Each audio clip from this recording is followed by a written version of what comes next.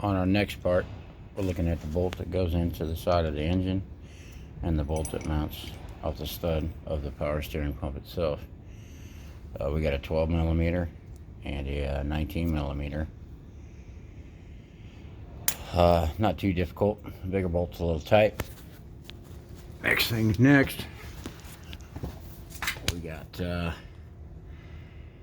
your pump there again. We got this big line up about the center of the screen on the left with the big nut on the stud by the zip tie, and then at the top you can see the little clamp, just a little pinch clamp.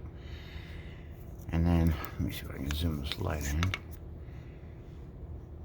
Right there you got one bolt. It also looks like a about a 15, I would say, but let me double check that before I find out I'm lying to you. And I believe there's 3 of those that hold it on. There's a gear inside that casing right there. Let me pause this for a minute again.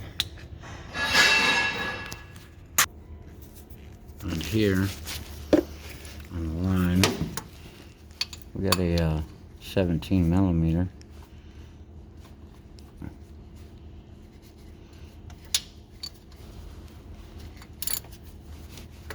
And this didn't feel incredibly tight.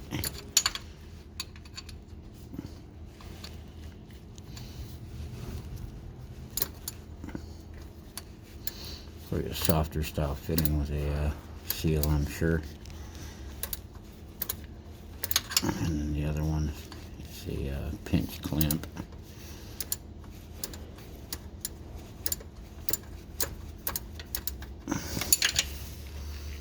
Pause this for a minute.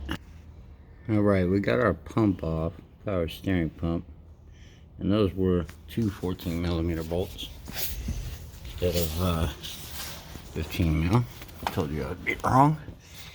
Okay, we try to move our pump around. We got our line on the top. You see that clamp up there? Ain't quite breaking loose. It is sideways right now. We are gonna have to slide it out here between the frame and the spring. Alright, I was able to get a screwdriver in there. Gonna pop it loose on this upper line right there. Here's our power steering pump. Once again, a 2012 isuzu NPR. This one's kind of set up like a brake would be on that one. And then this gear actually sits towards the back. This is the front side. Kind of an odd place on the side of the block down here behind the turbo, where it goes normally where they would be up here on the serpentine or a belt system. I pulled this off. There's this bolt goes to the upper side of the engine. This side goes to the lower.